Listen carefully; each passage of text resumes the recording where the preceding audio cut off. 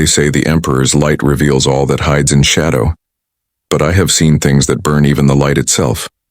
In the dead sectors of the Imperium, where warp storms choke the stars and heresy festers like a wound, there walks a man without home or kin. His eyes bear the cold pallor of augmetic refinement, silvered by ritual alchemy. His veins run with sanctioned toxins. His every breath is measured by the weight of judgment. The Inquisition calls him a hunter, but those who have seen him work whisper another name, the Witcher of the Imperium. He carries no banner, only the scars of his work. Demons, mutants, witches, he has ended them all in the Emperor's name. Yet rumor holds that he was once like them. Born under omens, cursed with the psychic spark. Instead of execution, he was remade by Ordo Malleus gene artificers, reforged into something between man and weapon. Where others burn heresy with faith, he hunts it with silence. He knows the texture of corruption, its smell, its heartbeat, its whisper. And in the end, he knows that to fight monsters in the Imperium is to become one. In a galaxy that devours its own believers, this is the story of the Emperor's most unholy servant, the Daemonhunter who was forged to kill what should never exist. If this tale draws you into the depths of the Imperium's forgotten corners, the places where faith and damnation blur, then let your vigilance serve the cause. Subscribe your will to this channel, share this record with the faithful, and let these dark histories echo beyond the void. The Emperor's truth must be spoken, even if it's whispered by the damned. The ash never settles on Varnis. Even after 2 centuries of silence, the winds carry the memory of its death, fine gray dust that moves like breath through a corpse. Once this planet had hymns, manufactorums, cathedrals, mining spires, the kind of world the Imperium forgot it loved until it stopped moving. Now, all that remains is a shadow across the stars and a hunter walking through it, his cloak whispering against the ruins like scripture half remembered. Saran Varric had been planetside for 6 days, though the hours meant little beneath a dying sky. His boots sank into powder that might once have been bone or machine. Every few steps he paused, tilting his head to catch the faintest tremor in the air, a vibration only his augmetics could hear. The world hummed like a severed organ still trying to sing. Somewhere beneath the surface, the warp had left its fingerprints. He could feel it, the wrongness in the quiet. He descended through the skeletal remains of a hab block, passing murals worn to ghosts. 1,000 faces stared from cracked plaster, saints, soldiers, supplicants, their eyes eaten away by time. A data slate flickered in his hand, its rune display stuttering with static interference. The Vox log spoke of a mining expedition that unearthed something beneath the ash strata. After that, nothing. No screams, no gunfire. Just nothing. Entire settlements had gone dark overnight. Saran reached the edge of the excavation pit at dusk, where the light bled through the ash like dying embers. The pit's walls descended into a black void that seemed to swallow sound itself. A portable lumen flickered on his shoulder harness, throwing harsh white across the descent. For a moment he saw movement, not in the pit, but in the reflection of his own light mirrored in the dust. He froze, his silver eyes adjusted. The reflection lingered too long. He drew his weapon, a blessed halberd whose haft bore the sigils of the Ordo Malleus. The head shimmered with faint blue wards. No sound, no heartbeat but his own. He crouched, scanning. His other hand rested on the bolt pistol holstered against his thigh, fingers brushing the purity seal wrapped around the grip. "If you're here," he murmured under his breath, "you've already made your mistake." A wind rose from the pit, warm, moist, like breath. His lumen flickered, shadows stretching impossibly far, bending toward him. Then the vox in his ear crackled to life, a whisper threading through the static. "Saran," his name spoken in his own voice. He felt the blood drain from his face, though the augmetics did not allow such weakness to show. "You shouldn't have come back." He switched frequencies, but the voice followed, not transmitted but inside. The psychic residue here was dense, like fog thick enough to choke. He focused his will, forcing a null suppression chant through gritted teeth. His implants responded with a subtle whine, stabilizing the cognitive bleed. The whisper faded. The descent took him hours. The lower tunnels were carved not by tools but by claws or worse. Warped metal melted and reshaped by psychic heat. His auspex flickered with short-range echoes. Movements, patterns, maybe human, maybe not. The scent was old rust, candle wax, and decay. At the base of the pit lay what had once been a shrine, now a ruin of melted stone and twisted iconography. Statues of the Emperor's saints had been fused into a single mass of screaming faces. Beneath them, the sigil of the Aquila had been inverted and burned into the floor. He knelt beside it, gloved fingers tracing the scorched edges. Warp fire, recent. Then came the sound and a child's laughter, faint, echoing off the walls. Saran's body locked in place. He turned slowly. At the far end of the shrine stood a figure small and translucent, her outline flickering like hollow glare. She watched him, eyes glowing faint blue. He knew better than to speak, but the ghost did first. "You left us," she said. The words hit like a hammer to the chest. He had heard that voice before, or one like it, on another world long ago when his name still had meaning. "You're not real," he said quietly. The ghost smiled. "Neither are you." The apparition convulsed, its shape warping into something tall, winged, and eyeless. Its mouth opened and 1,000 whispers poured out, each one his own voice, distorted, pleading. Saran reacted by instinct. The halberd flared, wards igniting with azure fire as he drove it through the entity's chest. The thing screamed, not from pain but from recognition. It dissolved into ash and silence. He stood there, breath steady, eyes closed. His vox clicked once, an incoming message from his ship in orbit. The servitor pilot's voice droned through mechanical static. "Primary survey complete. Atmospheric contamination stable. Awaiting extraction orders." Saran opened his eyes. "Not yet," he said. "There's more here." He turned toward a sealed archway at the back of the shrine. Half buried in rubble, its frame was carved with sigils he recognized, not demonic but inquisitorial. Recent. His jaw tightened. Someone from the Ordo had been here, and whatever they'd done, they hadn't meant for it to be found. He adjusted his rebreather and began clearing the stones, each impact echoing through the hollow space. Behind the wall, he felt something pulse, faint, rhythmic, like a heartbeat trying to remember what it was. The ash around his boots stirred, lifting as though drawn upward by invisible breath. Then, in the stillness, he heard it again, that same voice now whispering from inside the stone. "You're too late, Hunter." The wall split open like flesh. The wall ruptured with a wet, grinding sound as molten rock peeled away in slabs, revealing a narrow passage lined with living metal veins. They pulsed faintly as though carrying blood instead of light. The air stank of ozone and burnt marrow. Saran steadied himself, halberd raised, every sense sharpened. He had seen warp manifestations before, but this was different. The energy signature was structured, deliberate, guided. Someone had carved this infection into the bones of the world. He moved forward, every step deliberate, boots crunching through crystallized ash.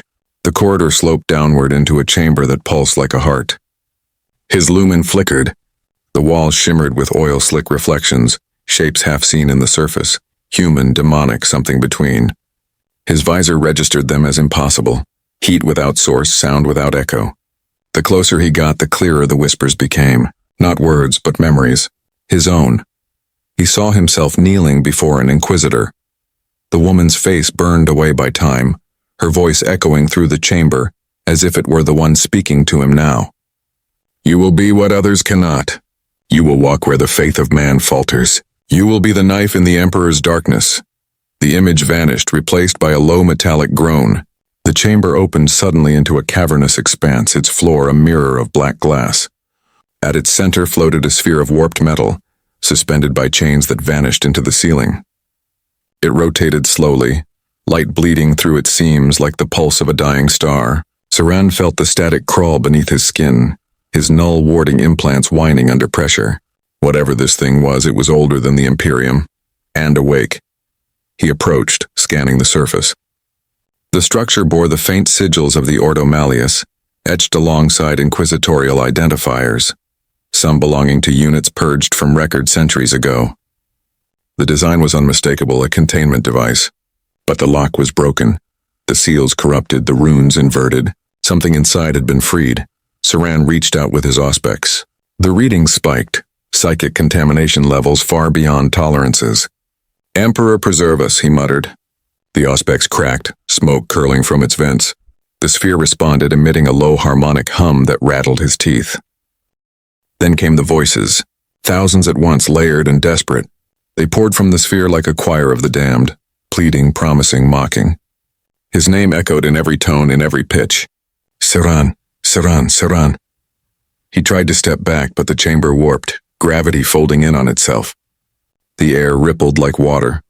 A silhouette formed within the sphere, tall, humanoid, its outline burning gold and black. The chains strained and snapped one by one until the figure stepped free, dragging light and shadow with it. Its face was his own. He froze. The copy smiled, eyes gleaming with inner fire. You finally found me. Its voice was deeper, distorted, but unmistakable. It was him, or rather what he might have become had he failed the Inquisition's trials. You've been hunting me through worlds that no longer exist, it said. And for what? To prove that you're different? That you're still human? Siran raised his halberd, its wards flaring with blue fire. You're an echo, he said. A fracture born from the warp's reflection of me. The double tilted its head. Isn't that what they made you to be? A reflection? A weapon sculpted from sin. Look at what they carved into you. The sigils, the bindings, the poisons. Do you even remember where you end and the Emperor's will begins? For a heartbeat, Siran hesitated. The whisper in the air turned soft, almost tender. They call us hunters, but we are only the hunted. Our humanity the bait. Then the reflection moved. Faster than light. Claws of psychic energy slicing through the air. Siran countered with a parry that sent shockwaves across the chamber, sparks of blue and crimson colliding. The floor shattered beneath him. The mirrored surface cracked open, revealing endless void beneath. They fought in silence broken only by the clash of soul and steel. Each strike was a memory. Flashes of Siran's past weaponized against him. The training chambers. The trial of faith. The alchemical crucible that nearly killed him. Every pain reborn as a blade. He drove his halberd through the creature's chest, its form rippling, dissolving into a swarm of spectral insects. They crawled across his armor, whispering in his ear, each one a voice from his past. You burned the innocent. You killed your kin. You were never worthy. He screamed, channeling every ounce of his will through his null field. Blue light exploded outward, vaporizing the swarm. The echoes fell silent. The chamber was still. He dropped to one knee, panting. Steam rose from the seams of his armor. The sphere now lay shattered, its fragments drifting like glass petals. The voices were gone, but in their absence came something worse, understanding. This place wasn't a demon's lair. It was a forge, a test site. The Inquisition had been creating something here. Hybrids of man and warp entity. Psychically bound soldiers meant to fight demons with their own essence. He was one of them. And whatever escaped this chamber was another. He looked up toward the surface. The storm outside had begun to rise again, lightning veins tearing the sky apart. The vox clicked softly in his ear. Inquisitor Havel to Saran Varric. We've received your signal. Is the target neutralized? He stared at the shattered forge, the flickering remnants of his double dissolving into nothing. Not yet, he said. But I know where it's going. Static crackled in response. Then finish it, Hunter, before it finishes you. Siran turned, climbing the passage back toward the surface. The ashes parted before him like water. The wind had changed, colder, carrying the distant echo of wings. Somewhere above, something vast and unseen moved through the clouds. The hunt was far from over. There are no saints in the laboratories of the Ordo Malleus, only architects of obedience and the machinery of their god. Siran remembered the light first, the way it stabbed through his eyelids as the stasis seal broke, flooding his retinas with the sterile white of rebirth. He had no name then, no memories beyond the pain that sculpted him. The air was thick with the scent of incense and iron, and somewhere beyond the hum of cogitators came the murmured prayers of the Magos Biologists, their voices like knives scraping bone. Every syllable was ritual. Every incision was faith. They told him the process was a mercy, that to serve the Emperor as a Daemonhunter was to transcend the weakness of man. But he had seen the truth even through the haze of the sedatives. The others did not transcend. They screamed.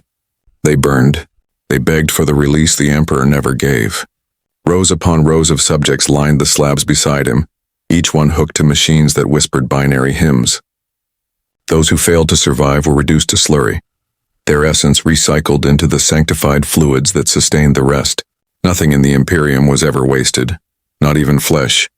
The trials began with toxins, Vials of black ichor forced into his veins, each designed to test the limits of mortal endurance. The concoctions burned like liquid fire, reshaping his metabolism until he could taste corruption in the air itself. Days blurred into months, punctuated by screams echoing through metal corridors. The survivors were few, men who had ceased to be men, stripped of everything except their purpose. When the pain ended, the silence began. They implanted the null circuitry next, lattices of psychic suppression nodes grafted along his spine, humming faintly like a second heartbeat. His mind went quiet. The voices that had haunted his dreams since childhood, the whispers of something vast and colder, fell silent. For the first time he felt alone, utterly, mercifully alone. After that came the blades.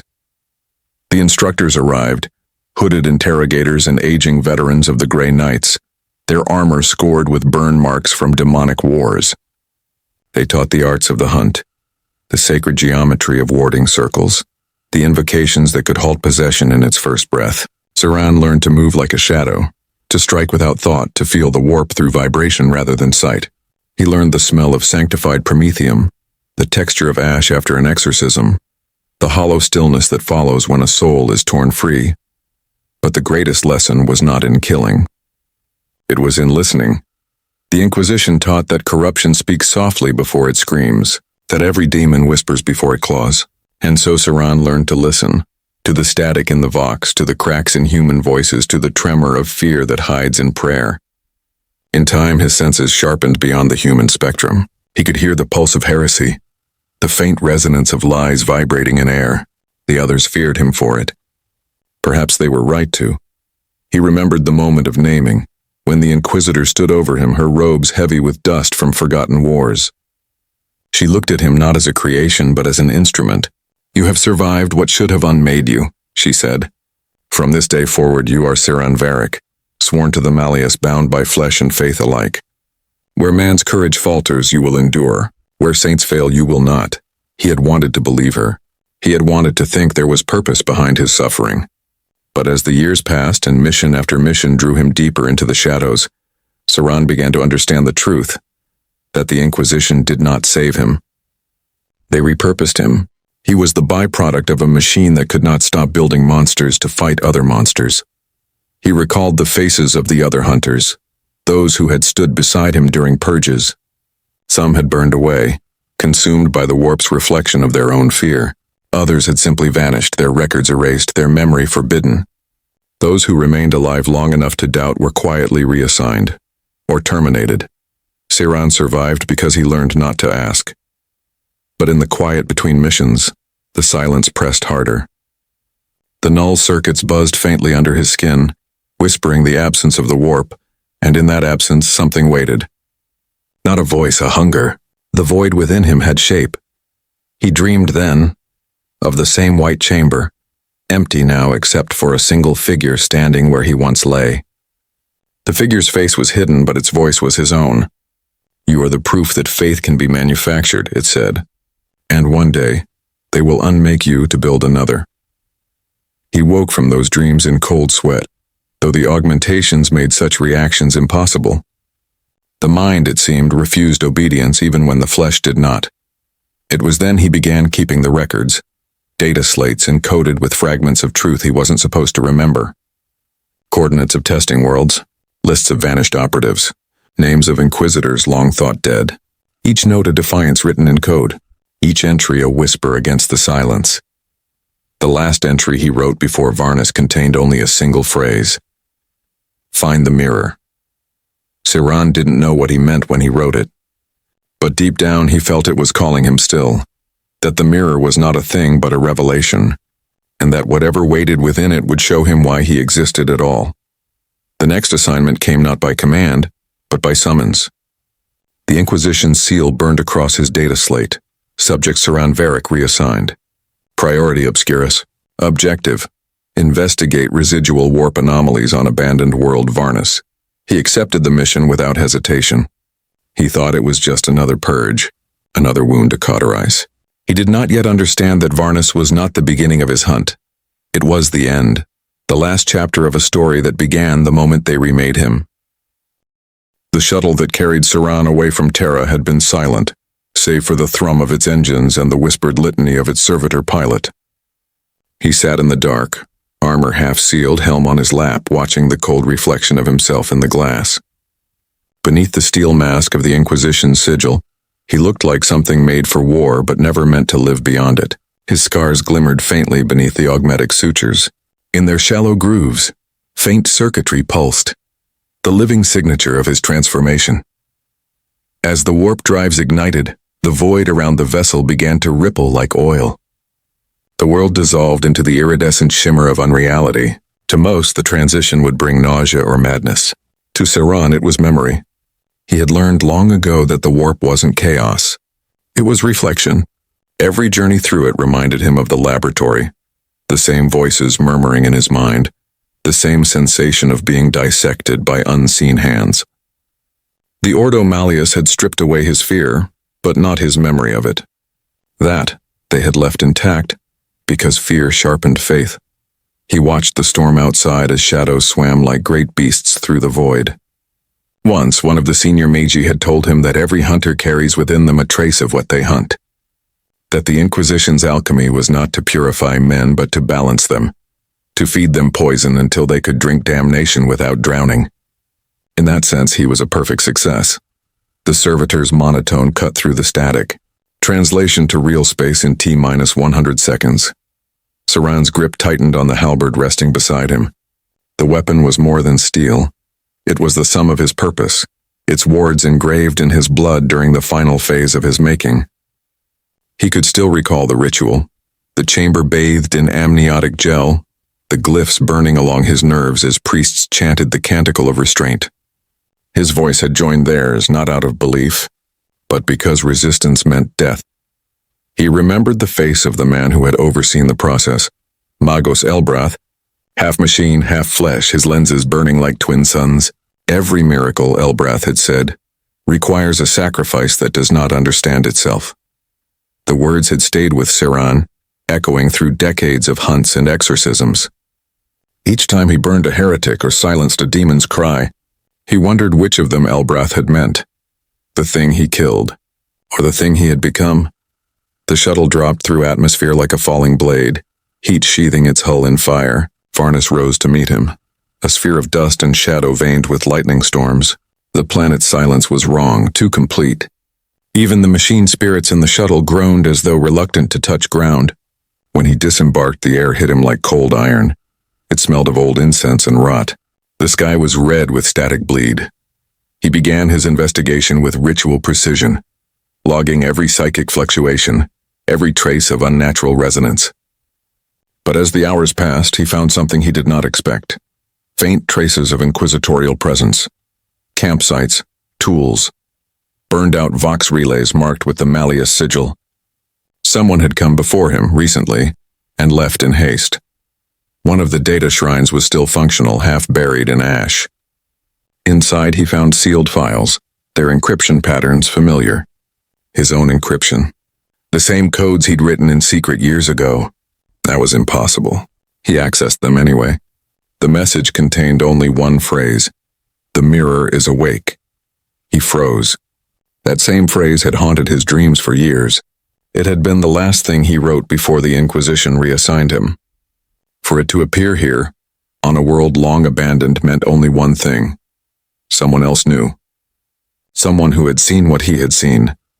The sound of Vox interference snapped him from thought. Static flared in his ear, followed by a distorted voice. "Hunter, do you remember the trials?" The words were his own.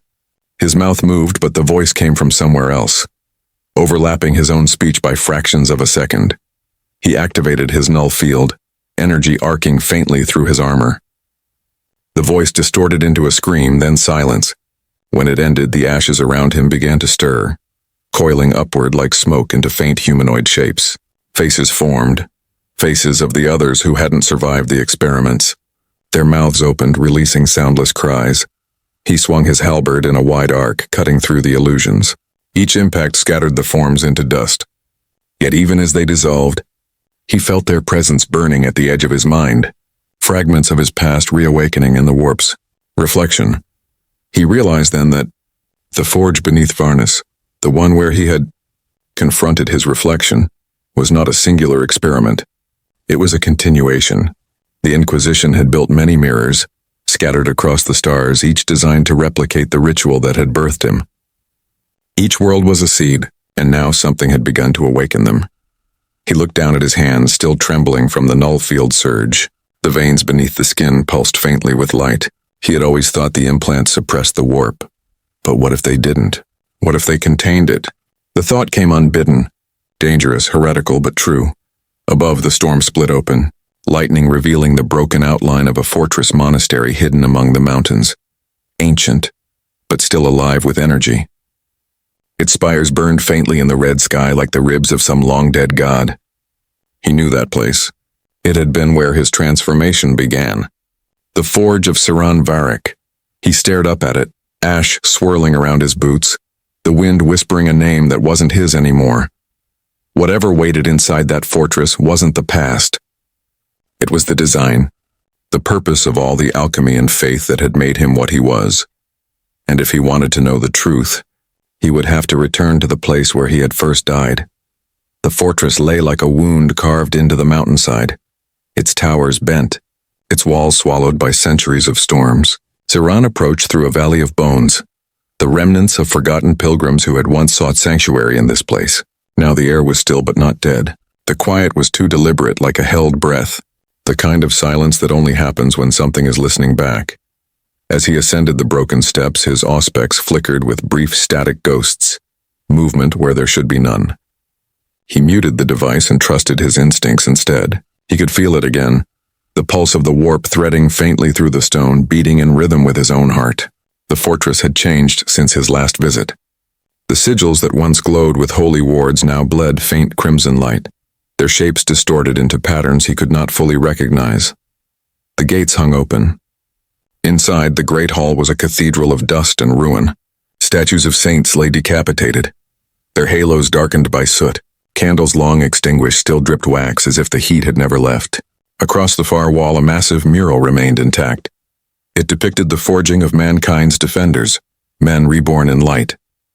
But the faces had been scrubbed away, and in their place someone had carved hundreds of mirrored shards into the stone. Each fragment reflected a different image of Saran as he passed. One younger, one older, one still human, one not at all. He stopped before the mural. The air behind him trembled. "Welcome home, Hunter." The voice was calm, refined, touched with static. From the shadows at the edge of the chamber, a figure stepped forward, robed in the crimson of the Ordo Malleus. His face was hidden behind a respirator mask, his posture regal, almost priestly. "You've come full circle." Saran raised his weapon, its wards flaring faintly. "Identify yourself," the figure chuckled softly. "I have many names. The one you remember is Magos Elbrath." Saran's pulse quickened. Elbrath had been dead for decades. He had watched the man's execution on record, condemned by the Inquisition for blasphemy and unauthorized gene forging. Yet the presence before him was unmistakable. The voice, the cadence, the faint metallic rasp. "That's not possible," Saran said. "Possible?" Elbrath tilted his head. "My child, possibility is a luxury of the faithful. You were my proof that the Emperor's design could be replicated. And now, here you stand, the last of my harvest." Saran's knuckles tightened around the halberd. "You made me. But you made others too." "Of course," Elbrath replied. "You weren't the first. You were simply the one who didn't break." He gestured to the mural. "The Inquisition feared what I created, yet they could not destroy it. So they buried it. They buried you, and when the time was right, they called you back." Saran stepped closer, each movement deliberate. "The mirrors, the forges, the echoes in the warp. It's all your work." "Not work," said Elbrath softly. "Evolution. You've seen it yourself. The demon that bears your shape, the voice that whispers your name, they are not enemies. They are extensions. Reflections of the human form made perfect through paradox. Flesh bound to faith, faith bound to void. A creature that cannot fall because it has already fallen." Saran's breath came slow and measured. "You're creating hybrids." "I am completing humanity," Elbrath said. "The Emperor's war never ended, and his armies are dust. What remains must adapt or perish. You think your sanctified poisons and null fields are purity? They are containment. I have removed the walls. The Magos extended a withered hand and light rippled across the floor, a projection flickering to life, showing laboratories deep beneath the fortress. Within them, silhouettes moved inside glass cocoons, dozens of them, hundreds. Men and women half-born suspended in amniotic light. Their veins glowed faintly, the same silver hue as Saran's own. You've been building an army, Saran said, voice low. A choir, Elbrath corrected, each one capable of hearing the warp and denying it in the same breath. Not soldiers, instruments, the next phase of mankind. Saran's voice was cold steel. You're manufacturing damnation. Elbrath laughed softly and the sound echoed like a hymn. Damnation? My dear hunter, you've killed demons that were less holy than what I have built. You were my first success. Do you think the Emperor's plan excludes what he cannot control? You are his reflection. And mine. Something stirred in Saran's chest, a pulse like static beneath his ribs. He felt the faint tremor of resonance, the same psychic hum as in the forge. The implants along his spine glowed faintly. What did you put inside me? Elbrath's eyes gleamed through the mask. A seed, a mirror fragment, the first true communion between man and the warp. You've carried it all your life, Saran. Every hunt, every vision, every ghost you've burned. They were drawn to you because they recognized one of their own. The words struck like a blade. He wanted to deny them, but the truth had been whispering to him for years. The dreams, the voices, the sense of something within him waiting to wake. The Magos took a step forward, hand outstretched. You can end the division. The demon you fight is not your enemy. It is your completion. Join with it and the cycle will end. Man and monster is one. Saran leveled the halberd at his chest. The weapon hissed, light building along its edge. No, Elbrath sighed. Then you will die as you were made. A weapon that never learned it had a soul. From the darkness behind him, something vast began to move. Heavy footsteps, the air thickening with psychic pressure. Shapes emerged, armored, colossal, their visors glowing red. The prototypes, others like him, twisted further, perfected through suffering. Saran's vox whispered warnings across every channel. Warp resonance rising, biosignatures converging. The hunt was no longer his. It had become the harvest. The chamber shook as the prototypes stepped into the light. Their armor was fused directly to flesh, bolted through bone, each movement accompanied by the grind of sacred machinery. Some bore the remnants of imperial heraldry, others the sigils of the Ordo Malleus, all of them scarred, warped, alive. Their eyes glowed like coals beneath iron helms, and when they exhaled, the air shimmered with psychic heat. Saran took a single step back, raising his halberd. The blue wards along its haft flared in response, but even they faltered beneath the weight of their collective aura. Each of these creatures had once been like him, a man reforged in the Emperor's image, but they had gone further, their humanity completely consumed by the alchemy of faith. Behold the choir, said Elbrath, his tone almost reverent. They do not dream, they do not fear, they do not doubt. Each one sings the Emperor's will in perfect harmony. Together they are what you were meant to become. They're abominations, Saran said, voice steady. Then so are you. The Magos raised his hand. The prototypes moved as one. Saran's world exploded into motion, the halberd carving arcs of blue flame through the air, striking against armored giants that bled light instead of blood. His first swing cleaved through a soldier's helm, splitting its skull in two, yet the creature did not fall. It screamed without sound and lunged again, driven not by will but by programming etched into its bones. He pivoted, slammed the halberd's butt into the ground and triggered its containment seal. A wave of null energy rippled outward, crushing psychic resonance like glass. The prototypes staggered, their movements stuttering as their link faltered. For a heartbeat, Saran saw their faces, twisted parodies of men, mouths sewn with scripture, eyes branded with inquisitorial sigils. Elbrath's laughter echoed through the chamber. You can kill their bodies, but their song remains. You cannot silence perfection. Perfection doesn't scream, Saran hissed. He triggered his vox runes, amplifying his null field. The implants along his spine ignited, blue-white arcs of lightning crawling across his armor. The very air turned heavy as psychic static met its absence, a war between presence and void. The prototypes shuddered. some collapsing under the weight of suppression, others turning on one another as their minds fractured. Elbrath's laughter turned into fury. "You're burning the lattice. You'll destroy the entire—" "Good." Saran drove his halberd through the floor. Energy surged outward, fracturing the black glass beneath. The ground split, revealing the laboratories below. Rows upon rows of glass cocoons, each containing a body. The resonance tore through them all. One by one, the cocoons shattered, releasing bursts of psychic fire that devoured everything. The prototypes convulsed, their bodies collapsing as the chamber filled with the roar of escaping energy. Saran fell to one knee, shielding his eyes as the blast wave rolled over him. Through the glare, he saw Elbrath, still standing, his robes torn, his augmetics aflame, yet his eyes burned brighter than ever. "You fool!"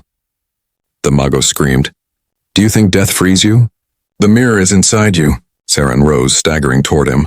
"Then I'll bury it." He swung the halberd one final time. The blade struck Elbrath's chest, cutting through machine and man alike. Sparks and blood sprayed in equal measure. The Magos collapsed, his respirator hissing, his hand reaching upward as if to bless his killer. "You can't kill what you are," he whispered. "You'll see. When the mirror calls, you'll answer." Saran pulled the halberd free and turned away as the fortress began to collapse. Flames erupted along the ceiling, molten stone raining down. The floor groaned, splitting open to reveal the abyss below, the same darkness that had once birthed him. He sprinted through falling debris, Vox crackling with static. The servitor aboard his ship broke through the interference. Extraction coordinates locked. Atmospheric instability rising. Warning, gravitational collapse imminent. "Engage orbit anchor," Saran ordered. "If I'm not clear in 2 minutes, burn the site." He reached the gates as the mountain began to implode.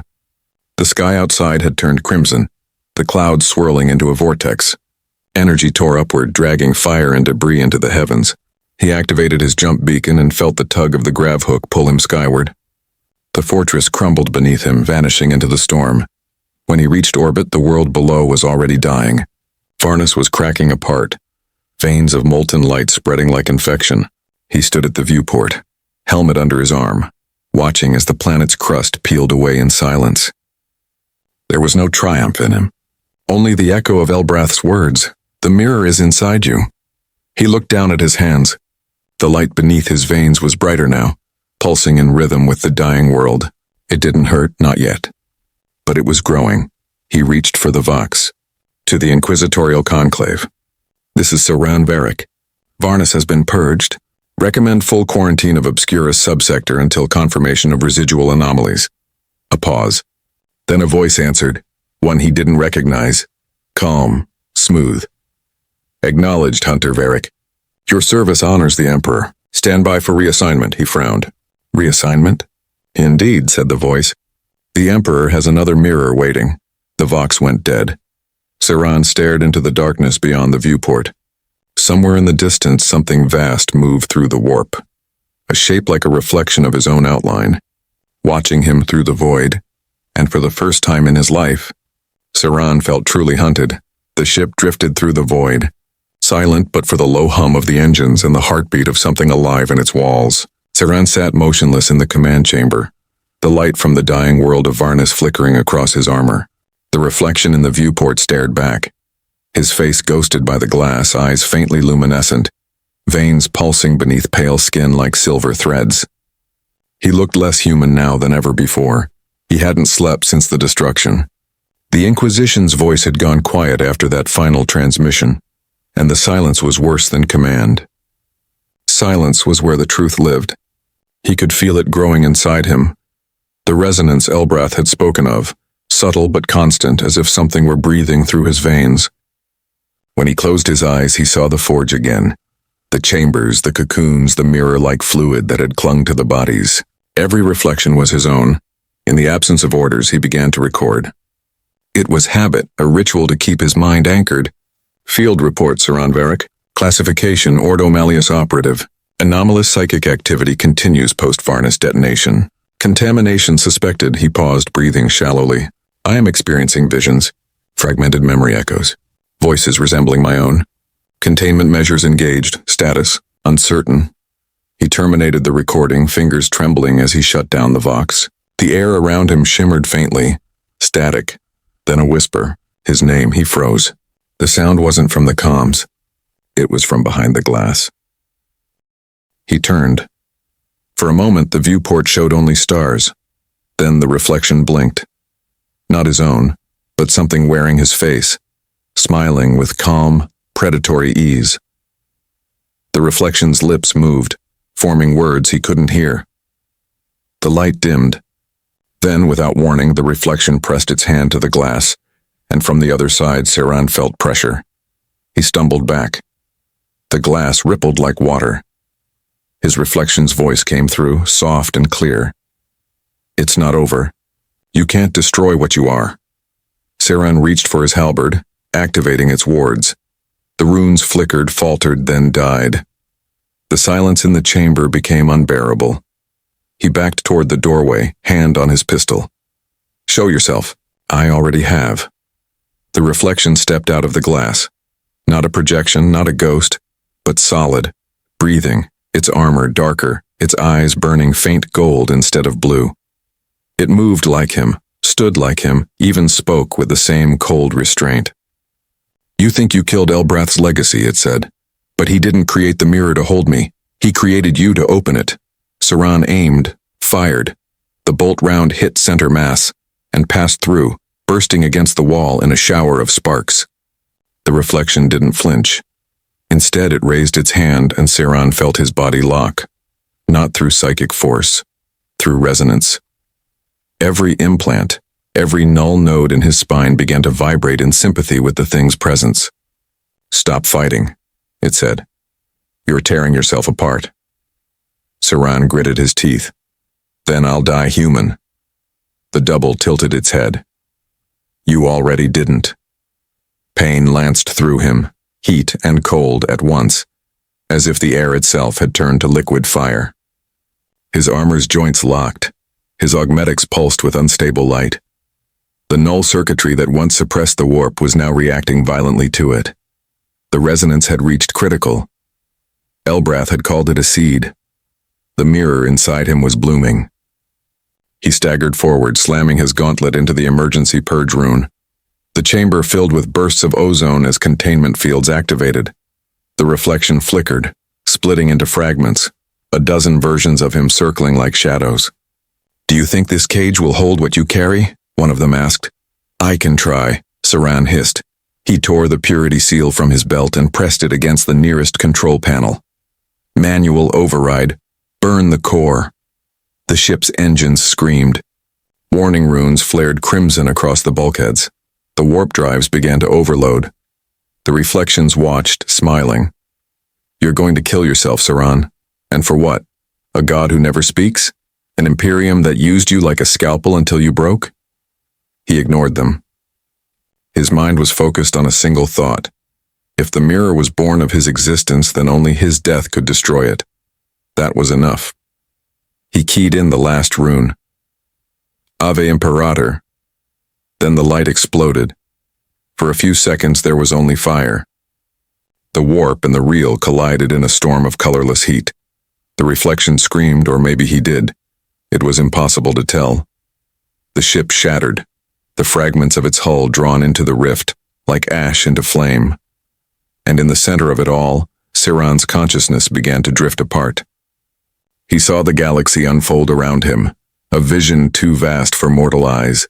Stars burning, dying, reborn, voices rising in endless prayer. And beneath it all, a reflection. His own shape, reaching toward him through the light, whispering one final truth. You can't destroy what was never separate. The void swallowed him whole. When awareness returned, there was no ship, no sound, no pain. Only stillness, and the faint glow of his own armor. He was standing on the surface of something vast and black, a horizonless expanse reflecting the stars above. He looked down and saw his reflection standing below him, inverted, smiling. "I told you," it said. "You're home." Seran stared into the darkness that stretched beyond sight. It wasn't space. It wasn't the warp. It was something between, the silence between worlds. He stood upon the mirror's surface, though it felt more like standing on the skin of a dream. The air, if it could be called that, hummed with low resonance, the kind of vibration that you feel more than hear. It thrummed through his bones, a steady, patient heartbeat that wasn't his own. Above him, the stars bent inward, their light curving into a single vanishing point, a wound in space, glowing faint gold and black. Siran took a cautious step forward. Ripples spread beneath his boots, each pulse trailing light that lingered too long. His reflection moved with him, mirroring every motion half a heartbeat late. The space between them shimmered, thinning like the surface of oil over water. "Where is this?" he demanded. His voice echoed outward, warping, returning distorted. The same words spoken in 1,000 variations, each one older or younger, angry or calm, desperate or resigned. The reflection smiled. "This is the truth you've always carried, the place they built inside you. The mirror realm, the breach between the warp and the flesh. You didn't fall into it, Siran. You were always meant to return." He gritted his teeth. "You're a parasite wearing my skin." "I'm the other half," it said simply, "the piece they severed to make you useful. When they purged your soul of its warp resonance, they didn't destroy it. They imprisoned it here. Me. You. What you were before faith became flesh." Siran raised his halberd. The weapon's wards flared, blue light fracturing across the mirror's surface. "Then you're everything they feared, everything I was made to kill, and everything you are." The reflection stepped closer. "Tell me, Hunter, in all your years of service, how many demons did you truly destroy? How many whispers did you silence that didn't return in another form? You've seen it. The endless purges, the unending corruption, the Emperor's war that feeds upon itself." Siran's grip tightened. "Faith doesn't need to end. It needs to endure." "Endure?" The reflection's voice deepened, echoing through the void. "You endure the way a knife endures, by cutting until there's nothing left to cut. They made you blind to the pattern because you were part of it. You are the weapon, Siran, not the wielder." A ripple passed beneath his feet. The surface cracked, and beneath the glass, faces began to emerge, thousands of them pale and shimmering, all of them his own, some screaming, some whispering prayers, some silent. The reflection gestured toward them. "These are the others. Every iteration of you, every failure, every success. Each time they remade the mirror, a fragment of you was left behind." He stared, unable to speak. The enormity of it pressed against his mind like weightless pressure. Dozens of memories flooded him, hunts he'd never lived, deaths he'd never died, pain he'd never felt. Worlds burned under his hands that weren't his. "They said you were the only one who survived." The reflection said. That was true, and from their perspective. But in here, survival has no meaning. You can't kill what exists across every possibility. You can only silence one echo. Siran staggered back, halberd raised as if to strike. The reflection mirrored him, same stance, same fury. "If you destroy me, you'll destroy the barrier that keeps us apart," it said. "And when that happens, you'll understand what the Emperor truly is." "Blasphemy." "No," the reflection whispered. "Revelation." The mirror beneath them began to fracture. Light surged upward, a tidal wave of broken memory cascading into the void. Siran saw flashes, Terra's golden spires corroding under storms of dust, armies marching into silence, the Emperor's throne flickering as if its fire were running out. And through it all he saw himself, countless versions, each kneeling before the same impossible radiance, each whispering the same prayer. "Let this not be for nothing." The reflection extended its hand. "You've seen the lie. You can still choose. Merge with me and we become whole. The mirror will stabilize. You'll see the warp as it truly is. Not heresy, not evil, but potential." Siran's breath came ragged. "And if I refuse? Then you'll fade, and they'll build another you, and another, until the Imperium forgets even your name." He looked down at the faces beneath the glass, so many echoes of his own damnation. And for a moment, His resolve wavered. To exist as a weapon forever, or to dissolve into something unknowable? Was there still faith in obedience, or had obedience become the very sin he hunted? The reflection's hand hovered inches from his chest. I am not your enemy. I am what the Emperor created when he looked into the warp and saw himself. Every god needs a shadow, Saran.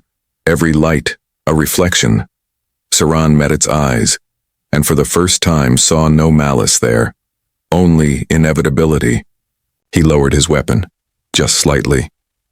And in that instant the mirror struck. The reflection surged forward, fusing with him in a storm of light and shadow. Pain exploded through his body, searing every nerve, every thought. He screamed. A sound, torn between prayer and defiance, as his vision split in two. The world became a mirror of itself, twin realities colliding and bleeding into one another. He felt it enter his mind, not like an invader, but like a memory returning home. The distinction between him and it blurred until there was only a single voice whispering in unison. I see now. The light faded, the mirror stilled. Saran stood alone once more, or perhaps not alone at all. The surface beneath him no longer reflected, only absorbed.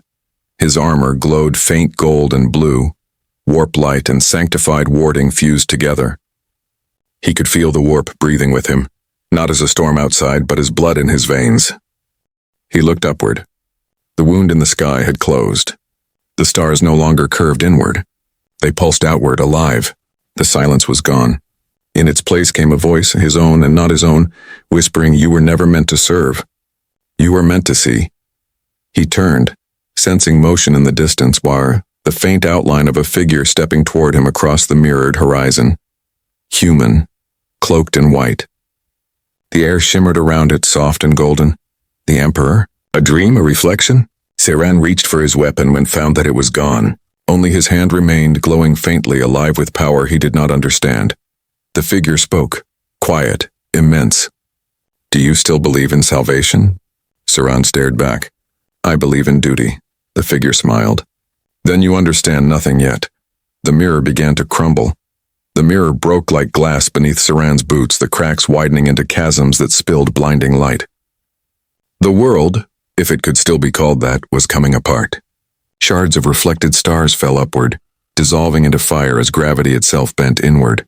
The figure in white stood unmoving amid the collapse, hands clasped before it as though observing a ritual long foretold. Saran shielded his eyes, but even through the radiance, the voice reached him, soft, human, impossibly old. You've crossed the veil that separates faith from understanding. Few return from here unchanged. Fewer still return at all. The light dimmed slightly, enough for him to see. The figure wore armor the color of sun-bleached bone, gilded not in opulence but in memory. Its face was that of a man, not radiant, not monstrous, but weary, as if centuries of prayer had turned into silence behind its eyes. Do you know me? It asked. Saran's voice cracked when he spoke. You wear the Emperor's shape. The figure smiled faintly. All men wear the Emperor's shape, some more literally than others. He took a step forward, the ground reforming beneath his feet as if obeying him. I am what remains of his echo, the thought he left behind when he chose stillness over speech. Every soul that reaches this place finds a version of me. You call it the Emperor, others call it the warp. Both are correct and both are lies. Saran clenched his fists. If you are what remains of him, then you are the reason for all this suffering. The figure tilted its head. And yet without suffering, would you still believe? The Imperium is not a cage. It is a mirror, one that reflects man's need for meaning. You are one such reflection, Saran. The final experiment. The child forged to look upon his creator and not go mad. The word struck him harder than any blow. A weapon, then? No, the echo said. A revelation. Around them, the mirror world continued to crumble, revealing glimpses of reality beyond. Stars bleeding into warp fire, broken planets hanging in eternal dusk. Saran could feel both realms bleeding together, his senses no longer anchored in one or the other. He could taste thought, hear memory, see belief. His body was no longer his own, yet it obeyed his will as though thought alone were enough. The echo, the Emperor's reflection, circled him slowly. Elbrath thought he was the architect. He believed the mirror to be a machine. But what he built was a bridge. Between flesh and eternity. Between faith and heresy. Between the Emperor's silence and your voice. Saran's pulse thundered in his ears. You mean to tell me all of this, the experiments, the deaths, the mirrors were planned? That he willed this? The echo stopped, its expression unreadable. The Emperor no longer wills anything. His body sits upon the throne, yes, but his thought has fractured into countless echoes. Some still guide, some still dream, some hunger. I am one of those fragments. And you, Saran Varric, are another. The words hollowed him. That's impossible. Then why do you feel it? The echo asked softly. The resonance in your blood, the light in your eyes. You were never meant to be a soldier. You were meant to be a conduit. A piece of him. Human enough to walk among mortals, divine enough to survive what they cannot. But the Inquisition could never accept divinity that bled. Saran staggered back, the ground shattering beneath his feet. No. I was made in a laboratory, not on Terra. My blood is manufactured, my bones engraved with their machine prayers. I am not his, then who is? The question silenced him. The echo approached, close enough that Saran could see the faint cracks in its armor, light bleeding through them like veins of molten gold. Every man who kills in his name, every priest who whispers his word without hearing it, every heretic who curses his silence, all are fragments of his dream. You simply remember it more clearly. Saran's mind swam with the weight of it. The thought that the Emperor's divinity wasn't singular, but dispersed, refracted through every soul that still believed. And if that was true, then faith was not salvation. It was replication. The Imperium was not ruled by one god, but billions of reflections of a dying thought. He sank to one knee. If what you say is true, then there is no meaning left. Only echoes devouring echoes. The echo knelt before him, its hand resting lightly upon his shoulder. Meaning is what survives when truth dies. That is the Emperor's final gift. The touch burned, not painfully, but with recognition. The glow spread across his armor, through his veins, until his body shone with a faint, steady radiance. He could feel the mirror closing. The light of the material world bleeding through. The voice of the echo faded into the sound of a heartbeat. Not his own, but vast and eternal. You can return, it said, but you will not be what you were. The Inquisition will see you as corruption. The Ecclesiarchy will see you as blasphemy. But some will hear you and remember what the Emperor once was. Not a god, but a man who believed that man could endure. Saran rose. The void trembled around him. And if I refuse to return?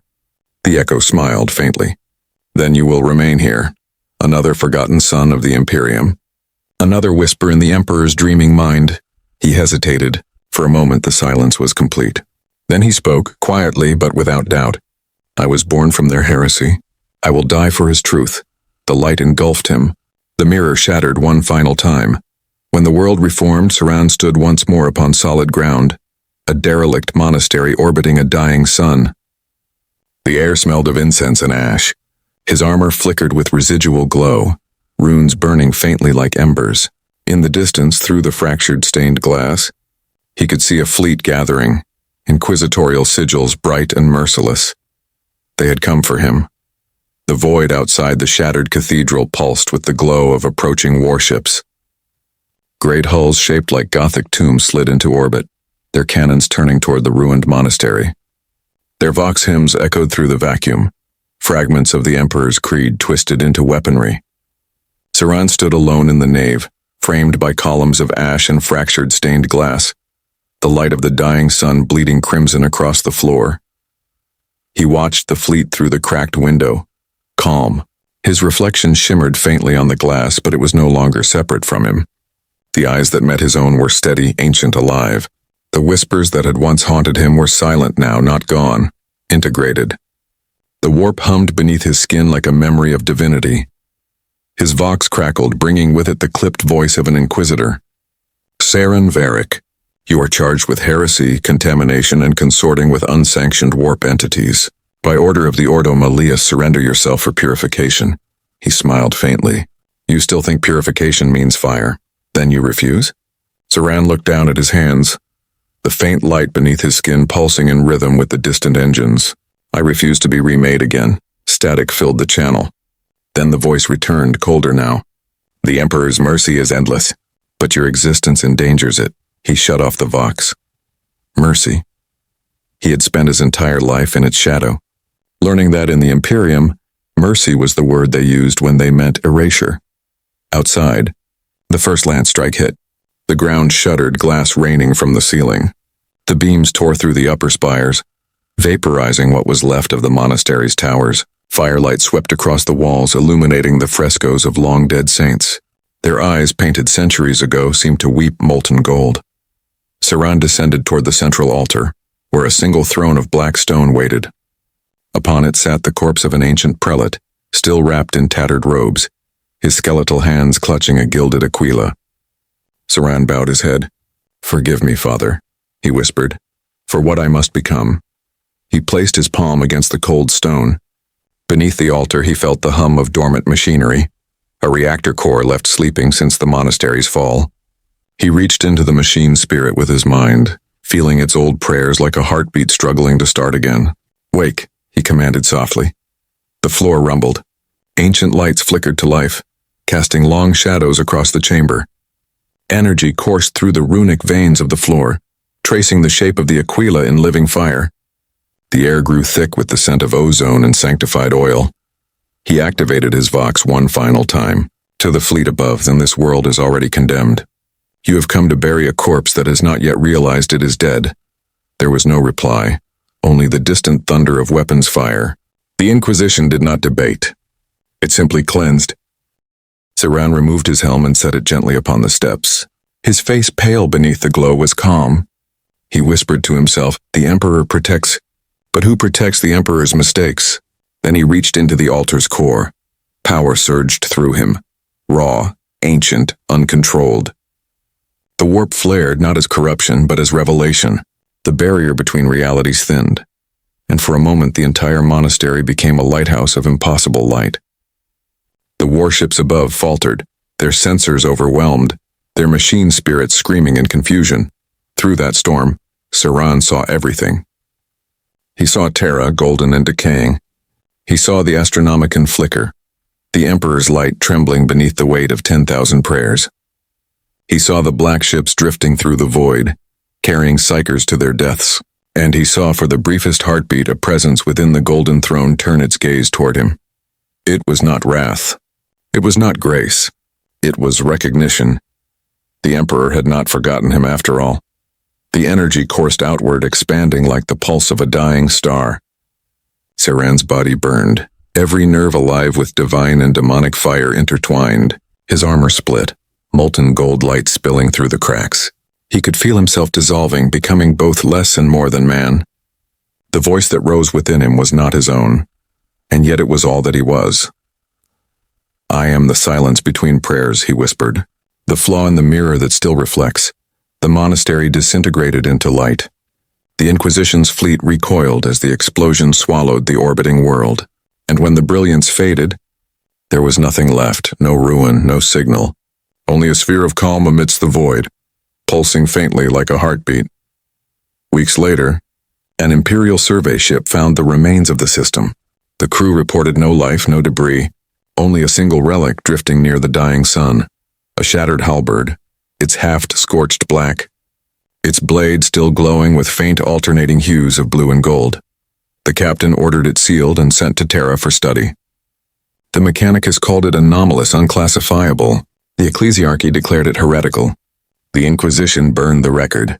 But among the lower decks of pilgrim ships, in whispers traded between faithless preachers and half-drunk soldiers, a new name began to spread. They spoke of a man who had looked into the warp and not gone mad, a hunter who had slain the reflection of his god, a forgotten son who had walked into damnation and returned with light in his veins. They did not call him Inquisitor. They did not call him Saint. They called him the Mirrorborne. And some said that in the black silence between warp storms, if you listen long enough, you can still hear his voice. Calm, patient, and utterly human, the Emperor protects, but the mirror remembers.